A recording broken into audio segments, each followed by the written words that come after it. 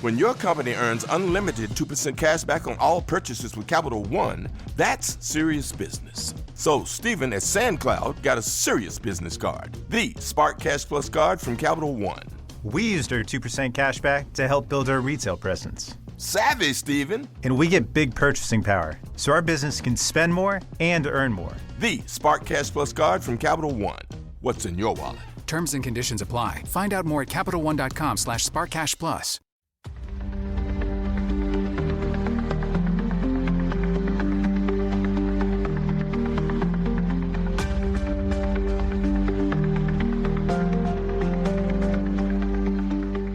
Hello, everybody, and welcome to this episode of True Crime Time for Tuesday, April 1st. And I'm Woody Overton. I'm Cyndi Overton. April Fool's Day, is that the big deal? Wow, we ended March already into April, the fourth month of the year. We've been doing this since November now. Yeah. So that's November, December, almost 6 months. I know. Wow. There's a little anniversary in there for you. What's going on in the world? Who knows? A lot. A lot's going on in the world. A lot. And we're going to lay down some more stories for y'all. Thank you for liking and listening and sharing. We appreciate it. We appreciate every review and all that good podcaster shit. Yes. Right? Yes. So, April's warming up. Grass is getting high. It's raining every day. Can't cut it. It's your least favorite time of the year. It is my least favorite time of the year. And I haven't even been turkey hunting yet. But maybe we'll boil some crawfish. That'll make it a little bit better. Yeah. All right, let's get out some true crime time for Taco Tuesday. Oh, my goodness. Taco Tuesday. It's like, it's a miracle. We having tacos tonight? You have tacos. You will turn anything into a taco. Tacos and popcorn and hot sauce. Oh, my goodness. Not all together, but. Well, you would probably do popcorn tacos. All right, what you got for us, Mama? I've got an update on Luigi. The guy that killed the insurance exec. He's always there. That him, Ruby Frank, the girl from Louisiana. Yeah. Gypsy Rose. These people are in the news over the guy that killed all the students in Idaho. I'll probably even talk about him today. They are always in the news. I mean, like when you research in true crime, it's these people, it's like the Scott Peterson case. And thankfully, I just got done recording this week's episode and probably only have a couple more on it, but they are forever there. And I guess people are just really interested. They are very interested in it. And as we know that in December, Luigi Mangione was arrested at a McDonald's in Altoona, Pennsylvania, right? Following a tip from an employee. Right. And this employee, of course, recognized him and alerted the police. And as we all know, he shot the United Healthcare CEO, Bryan Thompson, outside of a hotel earlier that month. And he faces charges of murder and terrorism in both New York State and federal courts, having pleaded not guilty to the state charges, with no plea entered yet at the federal level. And I just don't understand that. If you did it, why cost people so much time and money? We all know he did it. He knows he did it. Like, he left a note saying he did it, and why. It's called the U.S. Constitution. I understand that, but you have a right to. But why would you? What I'm saying is, why does Luigi want the right to a trial? If I could figure that out, I could probably stop crime. There's no figure in criminals. I guess not. Well, there's no figure in this either. According to a letter from Mangione's attorney to the presiding judge after his arrest, he expressed concern for the McDonald's employees' safety, stating, in quotes, "They aren't going to put the cashier from McDonald's information out there, are they? It wouldn't be good for her. A lot of people will be upset I was arrested." because he had such a cult following. I mean, I've seen like he's been getting love letters and shit, and people trying to smuggle him stuff in and all that. I mean, the day after literally the day after they arrested him, TikTok was full of these girls going all over. Like just fixated on this kid. Like, it's I'll be his girlfriend. That's been that way since the beginning of the time. I guess so. Certain people, just have the liking for the criminals. I ask all the ones who married the criminals in jail, or Ted Bundy's, all the women that whatever. That did what they did for him. So this letter was intended to counter prosecution claims that Luigi's actions had led to threats against witnesses, suggesting instead that he did not wish harm upon anyone. Notably, Luigi has received support from individuals critical of course, the health insurance industry. The McDonald's employee who reported him may be eligible for a reward of up to $60,000, despite initial rumors suggesting otherwise. The FBI's $50,000 reward requires nomination and approval by the U.S. Secretary of State, while the New York Police Department's $10,000 reward is contingent upon a conviction and may be divided among multiple contributors. Both rewards are subject to taxation. You shouldn't be taxed on that. You're doing something. I know. I have a hard time with all of this. Authorities allege that upon his arrest, he was found in possession of a 9mm ghost gun, a silencer, multiple fake IDs, and a manifesto critical of the health insurance industry. And he remains in federal custody awaiting trial. And his attorneys continue to challenge aspects of the prosecution's case, including claims of, and you always say this, they're claiming that there was illegal DNA collection methods used. But you always say, if you're going to come clean. Make sure you do everything right. It doesn't matter.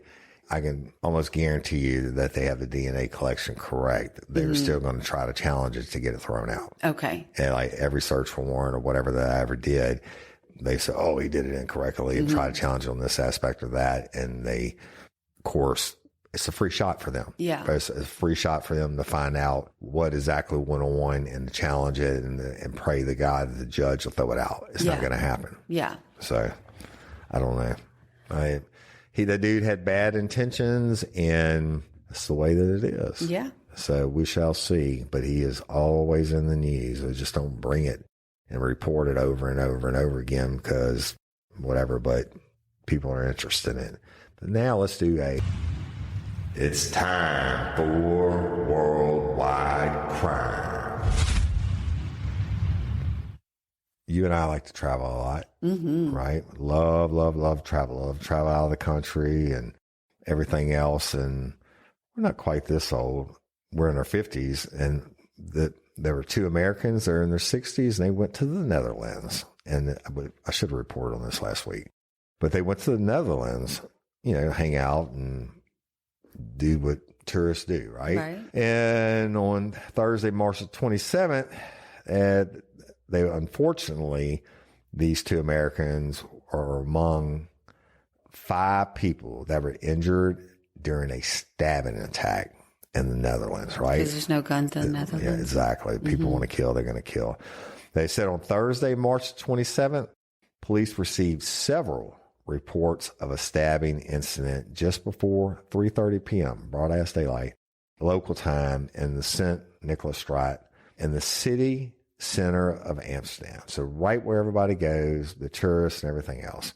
It said 5 people were found injured following a serious attack. I don't know how it would be not serious with a knife, but a serious attack in and around the area, with large parts of Dam Square having to be cordoned off because of the police investigation. Now, among the victims are a 67-year-old woman and a 69-year-old man, both who are American nationals, and a 26-year-old man from Poland, a 73-year-old woman from Belgium, and a 19-year-old woman from Amsterdam. So he's just going after anybody. Killing anybody in the crowd. And this is this is Europe. It's not like Times Square where there's a whole bunch more room. These are small centers that, I mean, they didn't expect it to be as big as it is now, right? So you could pretty much just slash anyone you wanted to.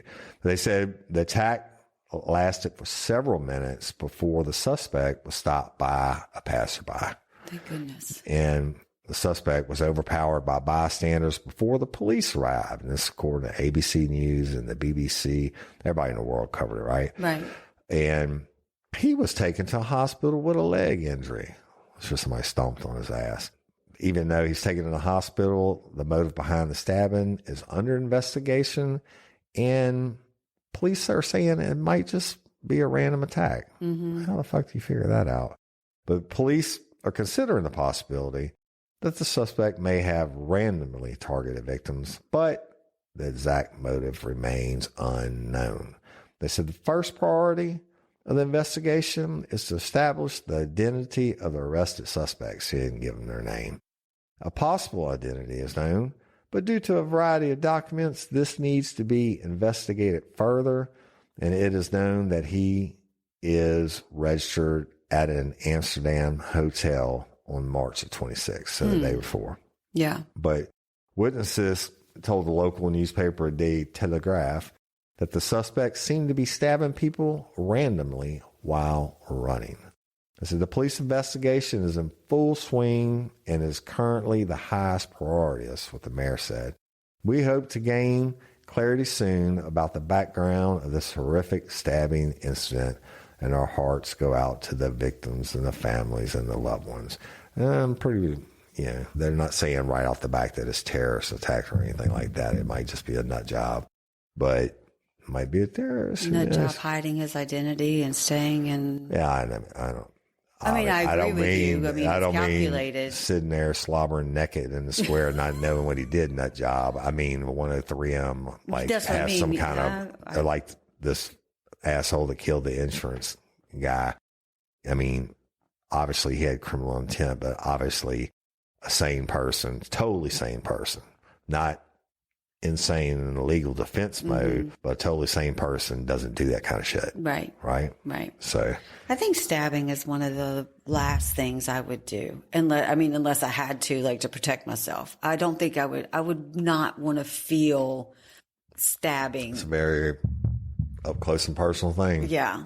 So you can not worry about that with me. Yeah. Put on body armor when I go to sleep.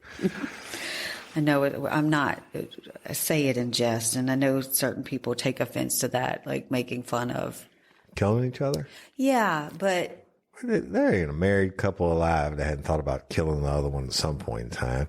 I mean, it's just be in the heat of the moment, not that they're ever going to do it. Yeah. I don't think about, I'm going to get a gun and shoot her in the head. Yeah. It's like, I don't believe in hidden women. You know that. Sometimes would I like to slap the shit out of you? Sure would. Sometimes would you like to slap the shit out of me? Sure you would. Right? And be honest. Oh, I'm not going to deny it. I'm sure I probably. I really just like to put some duct tape on your mouth sometimes. Yeah, well, I'd love to do the same to you. I know. I have something really quick to tell you that. So I have something I want to tell you about Top Fan. We've been dealing with a little bit of. Top Fan is the company that who built our Real Life, Real Crime community app for us, which you can download for free in the App Store. So we're having a few little technical issues on something that Kevin cannot figure out. So he has of course, a whole tech team behind him, right? And one of the guys is traveling. He was in India during that recent earthquake, and Kevin's like, they're on FaceTime together, and Kevin can see like everything in the move while shaking. Wow. And he's like still on the call, like, well, we're going to look at this and we're going to look at that. And Kevin's like, you were in the middle of an earthquake, dude. Like, let's just hang up and go get somewhere. That's safe. The dedication of our Top Fan team. Yeah. I always like to watch those camera footage videos from like inside convenience stores and shit, and everything's falling off the shelves. Oh my I mean, I don't like to watch it, but it's interesting. It is so interesting. We don't have, I guess we do technically have some earthquakes in Louisiana, but it doesn't register. No. Okay. Not where you could feel it. It registers on the earthquake meter, whatever the thing's called. So what would you do? What is it called? The paid, what OnlyFans. Mm-hmm. So girls or guys, whoever on OnlyFans, if you have a subscription, apparently, like you can pay people that you subscribe to amount of money to do something. And then they have like the feet one. I don't know what it's called, but something feet or feet something, where people ask you to put your feet like in spaghetti or make them as dirty as possible or whatever. What would be it's called fetishes? Yes. Well, your different they have more fetishes. than, I'm sure, more than feet. I'm sure they have everything in the world. Yeah. But the feet thing is becoming a thing because people are like, well, I'll show my feet for a couple $1,000s. Like, who cares? It's just my feet. But at what point would you, like, what would your limit be? Someone contacts you and says, hey, Woody, I want you to blah, blah, blah. What would your limit be? Depends how much money it is. Well, it's $20,000. You ain't getting a whole lot for $20,000. Right? Right. Okay. Well, this girl in Florida had a different perspective. Okay. She's from Ocala, Florida. Ocala. Her name is Logan Gaminsky, and she's 27 years old. And she was arrested on March 21st and charged with engaging in sexual activity with an animal. What? Mm-hmm. The Marion County Sheriff's Office initiated an investigation on January 28th after receiving an anonymous tip about a video posted on Instagram depicting her involved in sexual acts with a dog. What kind of dog? I don't know. Chihuahua. Oh my God. Detective Jordan Batts uncovered multiple photos and videos during the investigation, confirming her Gamansky's involvement. And she is identified as a content creator producing sexually explicit material for sale, admitting to creating the disturbing video, reportedly receiving $500 for it, and disclosed that she is engaged in similar activities with another dog. Oh my God. So she's done this other times, and she is released on a $10,000 bond. But for $500, she had... With a chihuahua? With a chihuahua. Okay. My brain is blown on that one. How the fuck you think you can get away with that? 500. To get away with it, though. I mean, what can you do? Somebody is going, look, I tried in the past to like even get into OnlyFans to log in because we talked about it so much on the show and shit, and I never could. Yeah. I don't know if my phone has a block on it or something, but I would reckon you have to search by categories. I would think so. What do you use? Research bestiality, and you got a bit saying, I'm letting my chihuahua, hump me or eat me or whatever they're doing. I don't know. That is disgusting. Disgusting. That is disgusting. Yeah. That is fucking pathetic. And whoever paid the $500 needs to go to jail too. For sure. So, well, let me give you it's time for Effed Up Professionals. Y'all, wait until you hear this one, okay? You know, cops, it's a brotherhood and all that good stuff. And most people, well, I can't say that. A lot of cops just want to be regular cops and never aspire to lead and all that or move up in the ranks. And there's nothing wrong with that. But this one guy in New Jersey, he worked his way up, became the police chief. Awesome. Right? Well, it was awesome until the people beneath him, several officers, have accused him of harassment and inappropriate behavior. Oh. What, might you ask, can Robert Farley, who's the chief of the North Bergen Police Department, what might you ask could he have done to warrant such allegations? Well, the focus is of several notices of sue that were submitted by officers of the township of North Bergen, which is the first step in filing a complaint against the employer and the state. But they said Farley, it's not funny, it's just fucked up, but it's funny. Farley has fostered a workplace environment characterized by inappropriate behavior. Now look, cops are pretty much notorious for inappropriate behavior. Well, yeah, dark. You have to have that. But not like this motherfucker, right? So inappropriate behavior and so-called practical jokes that are demeaning, demoralizing, and targeted. This, according to Lieutenant Alex Guzman. Now, this is fucking chief. Yeah. This is the top dog, right? So he said these actions not only fail to meet the standards of professional conduct, but also appear intended to humiliate me and other victims. I guess Lieutenant, the LT, was one of them. But a town spokesperson told NBC News, the township of North Bergen has a full confidence in Chief Robert Farley's leadership of the North Bergen Police Department. And we strongly deny, and I'll get to the allegations, we strongly deny these false and outrageous allegations made by disgruntled officers who are resorting to attacking the reputation of a dedicated public servant to further their own selfish goals. And again, I'm going to get to it. Just stick with me. They said, in order to avoid the appearance of a conflict of interest, and because we are fully confident that these claims will be proven false, we have proactively referred them to the Hudson County Prosecutor's Office for review. That's called pass along the political aid, right? But the township of North Bergen, which oversees the police department, didn't respond or make any comment. And the New Jersey Attorney General's office told People magazine in a statement, it cannot comment on any proposed or requested suppression of a law enforcement agency. But anyway, this is what Farley allegedly did. The notices accused Farley, who was sworn in as police chief way back in February of 2024, of interfering with health and safety standards at the office by, you ready?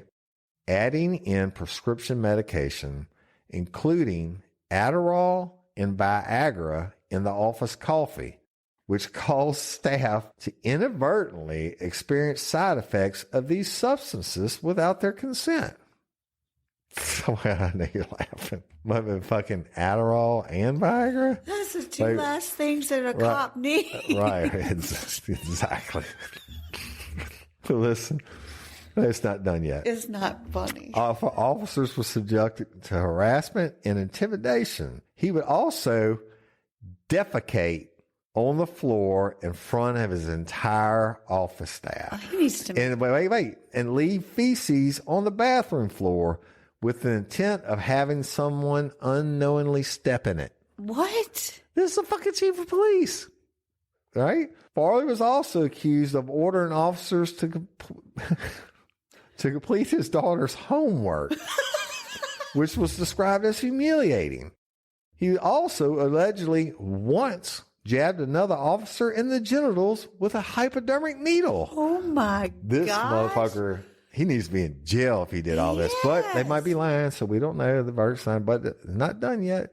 The notices claim he would also damage the items in his office, including a TV and picture frames, in fits of rage, as well as other officers' personal property by breaking pens and smearing ink on uniforms and vehicle door handles and office equipment. You do that to put the ink on there so they get on themselves. Yeah. I've actually seen that happen. The harassment also extended to their families. Officers claimed saying that Farley would deliver inappropriate items to the officers' homes, including gay pride flags, dildos, and masturbation cream. Laugh into the microphone if you're going to laugh. Wait, gay pride flags, dildos, and masturbation cream, which were seen by the officers' loved ones.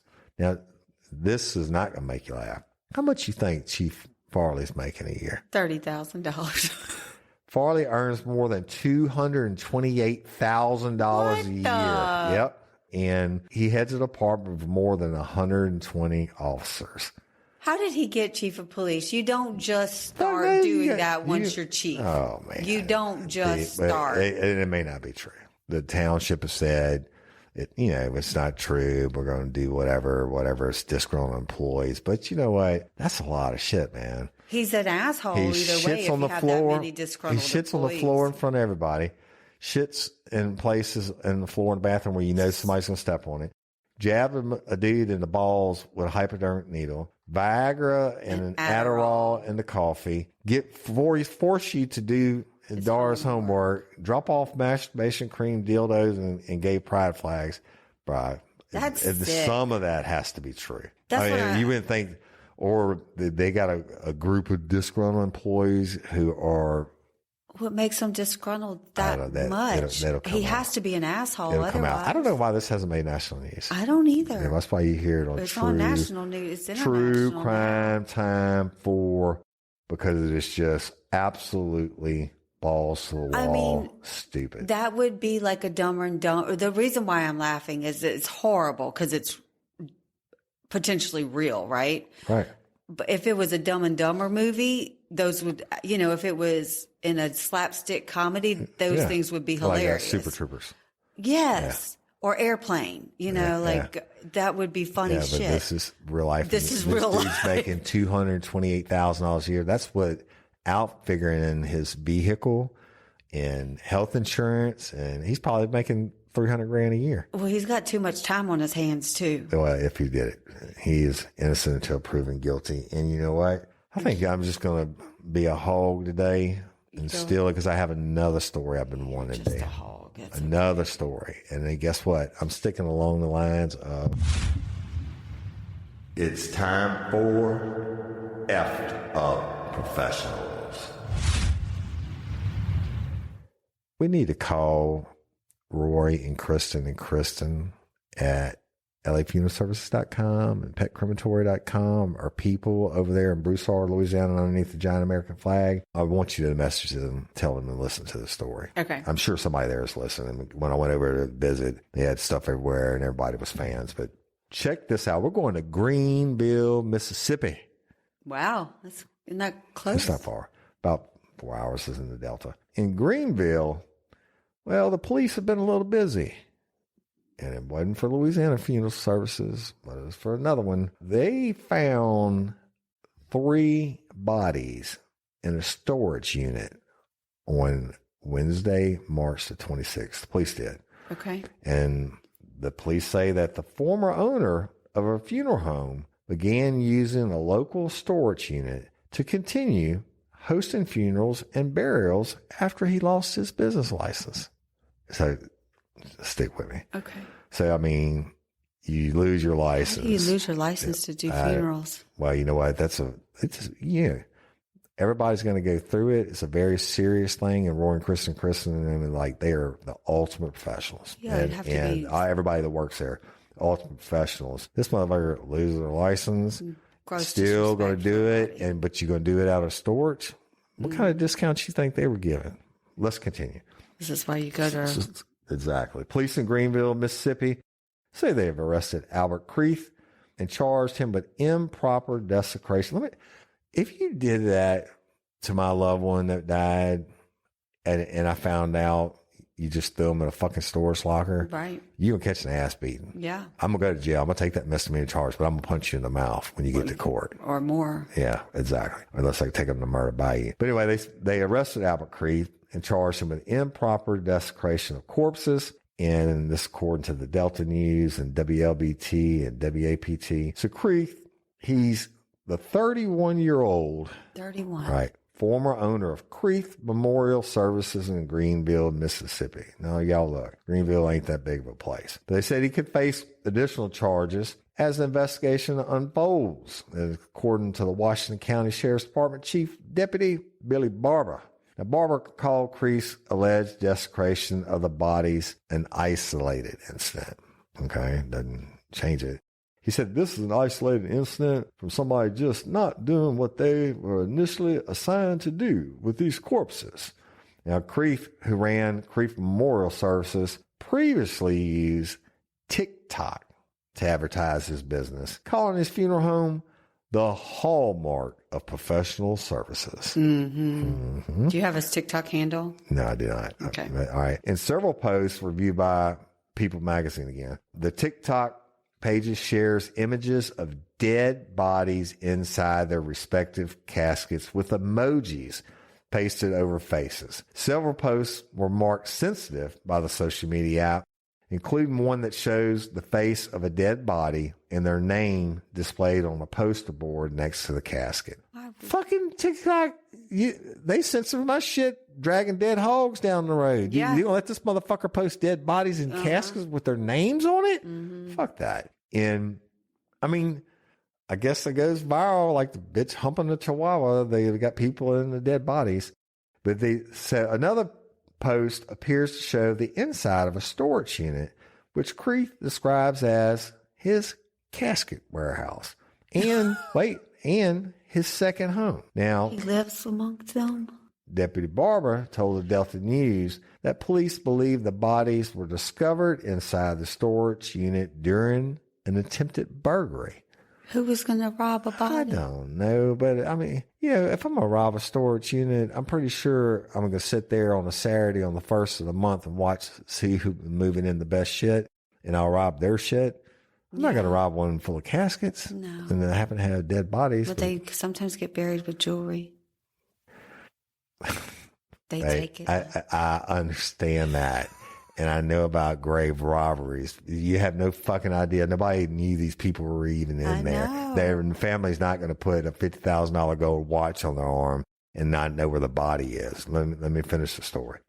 Chief Barber says, deputies had actually been to that particular storage because they had reported some burglaries. So there's a chance the burglars could have actually ran upon it. But we don't know. Local authorities confirmed in a social media post that they found the bodies inside the storage unit on the night of Wednesday, March 26th. And Greenville Mayor Eric D. Simmons later made a statement calling the discovery deeply disturbing. You think? The discovery of human remains in a storage unit in our city is deeply disturbing and raises serious concerns that demand a thorough investigation. My thoughts and prayers are with the families who may be affected by this tragic situation. Well, you know what? I'm pretty sure if you get kicked out of your mortuary and how the fuck the coroner's the one that brings the bodies to the mortuaries? Or they go pick it up from the coroner. I don't know. This one blows my mind. Simmons says Greenville is a community that values dignity and respect and the rules of law. And we would not tolerate any actions that violate these principles. Well, guess what? This motherfucker violated just about every one of those principles and dignities and everything else that ever been heard of. Yeah. I mean, it's fucking crazy. That is crazy. Look, I'm going to jump you again, okay? Earlier in the show, we're talking about these people who are in the news constantly. So Bryan Kohberger. Right. Allegedly killed all the 4 students in Idaho. Big story. We covered it back in the day and everything. And, even before they knew who'd done it, I was covering it and everything else. But they have like so many different articles just today about this guy. Different shit. Is there something that new that came out, I guess? I'm going to read you. There's something every day comes out about him. It's always like some small shit. But it's, it's just like serious shit. It's top of the line shit everybody wants to hear about, just like Ruby Frank and that insurance asshole. I'm going to try to put these two together and end it on this. So Bryan Kohberger, there's a lot of things going on. One of them is the prosecutors are filing that they would introduce to show the defendant's knowledge of crime scenes. And remember, he studied criminology and all that shit. But prosecutors are looking into potential new evidence in the case of Bryan Kohberger, who's the man accused of killing the 4 University of Idaho students in 2022. And the court documents filed this week, prosecutors indicated they were seeking to include one of Kohberger's college assignments. Oh. He had to do an assignment. And I told you he studied criminology, or whatever you want to call it, criminal justice, whatever. Guess what the name of the assignment was? Crime Scene Scenario Final. Right? Right.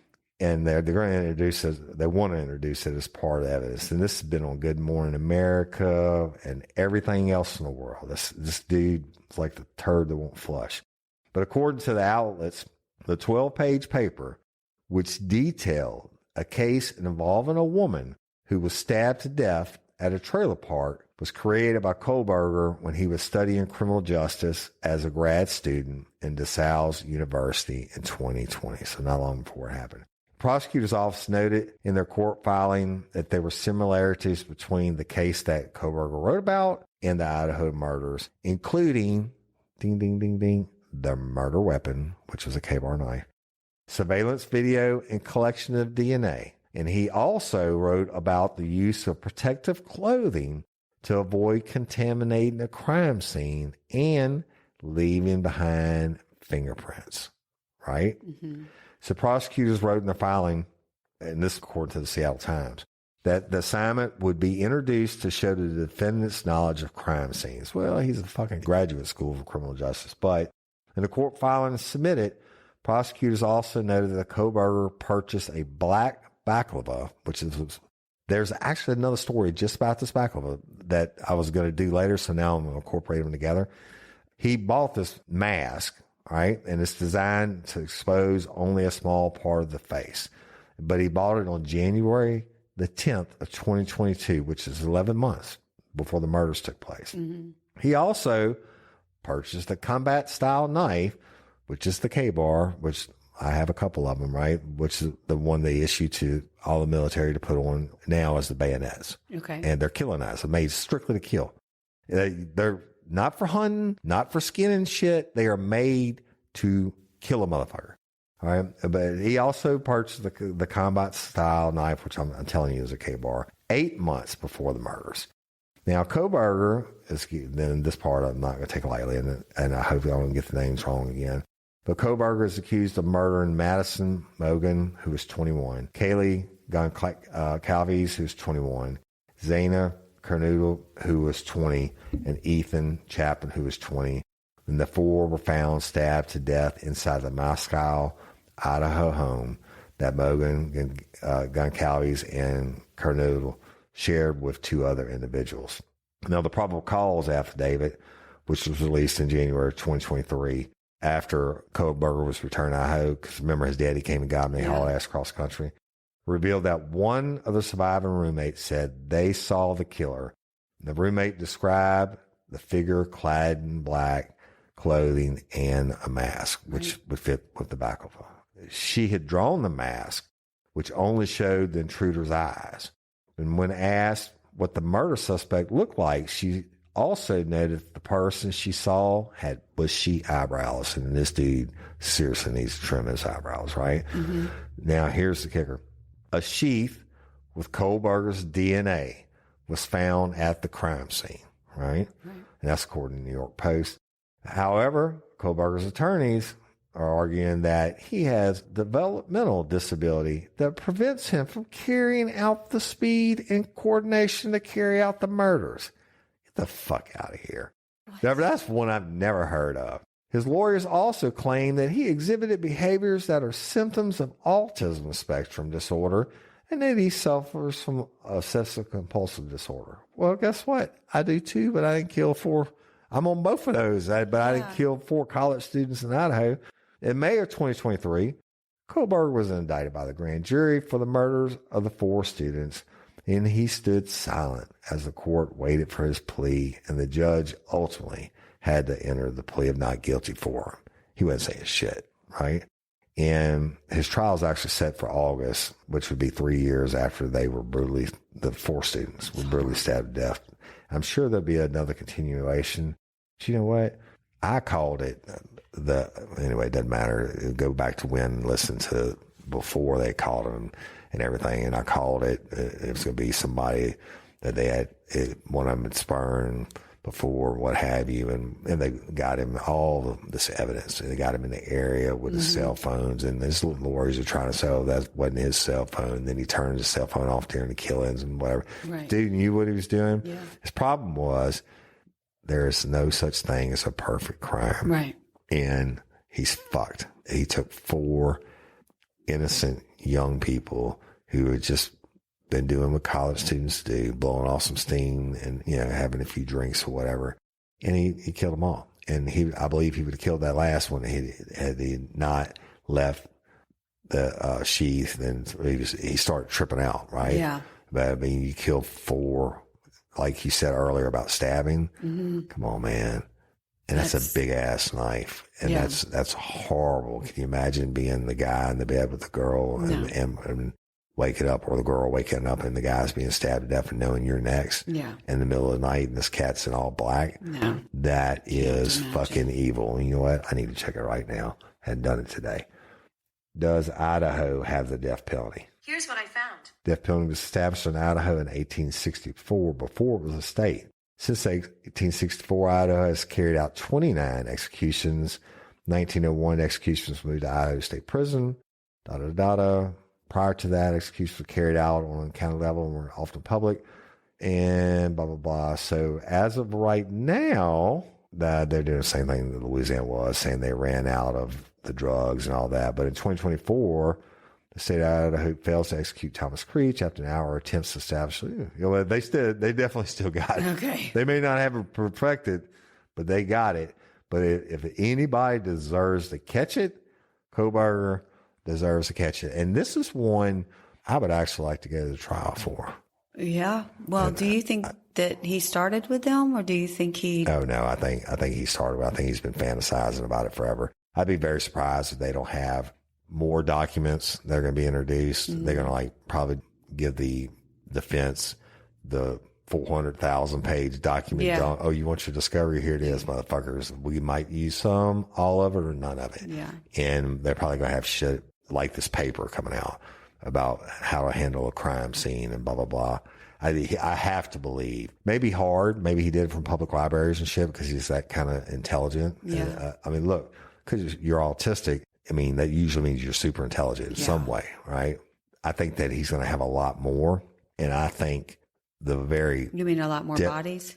A lot more things that are going to be leading up to his crime. Okay. His fantasy of the crime, the murders, and then it wasn't what he turned out to be, right? Like a rapist starts out masturbating, peeping Tom, till that doesn't work for him anymore. And then you break in, steal some panties, and that doesn't work enough anymore. Then you figure, oh, maybe she really wants me, right? And then you go in and do the rapes. But then they progress if you're smart. This guy, do I think he would have still done it had he got away with it? Oh, yeah.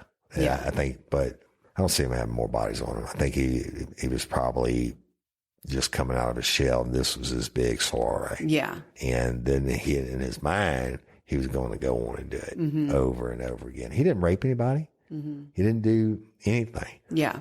He just wanted to take lives. Yeah. Plural. Right?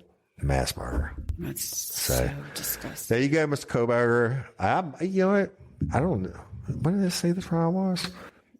In August or something? I think you said that. What you know what? I don't know how much it costs to get to Idaho. I probably drive up, go up. I would like to see, it's going to get delayed though. I would like to see the motions to suppress and all that shit real time.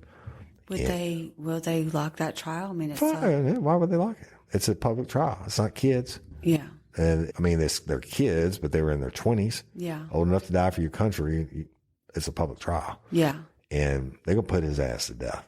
Well, like with Scott Peterson, there were so many people out there, they had to draw numbers every day to see who could get in to see it. I'm not saying it's not going to be packed. Every reporter in the world is going to be there. But if I can go, it won't be every reporter in the world who's actually worked homicides before. Right. I could just record it from right there. You could. Anyway, that's it, y'all. Thank you for tuning in. And if you want me to go cover the Kohberger trial, put something in the comments on our social media. I'm sure people want you to do that. Definitely. I'm not going to ask for a GoFundMe or anything, but I don't know how, Louisiana murder trials, the longest I ever had was 10 days. Yeah. Fucking California and other states, they go for 4 and 5 months on one case, like the Scott Peterson case I'm doing on Scorch. And I'm like, how in the fuck do they let it drag out this long? You put on your people and get it done. Right. And so I don't know. I'm going to have to look up Idaho and see what the average time would think. I would think Idaho is pretty conservative and would handle their business. It was probably also not an average trial for Idaho. I don't know. No, it's not average. Absolutely not. I'm sure, that's a good point. And they're probably going to move the jurisdiction. That would be the first thing I would do. Yeah. Is get it the fuck out of anywhere near whatever county Moscow or however they say it is in, I'd get it somewhere else. Yeah. But there's not going to be anywhere in the world anybody hadn't heard of this asshole. No, for sure not. But I'd like to look him in the eyes. We will holler at y'all later. And I'm Woody Overton. I'm Cyndi Overton. Host of True Crime Time for this Taco Tuesday, April 1st. Holler at you later. Peace.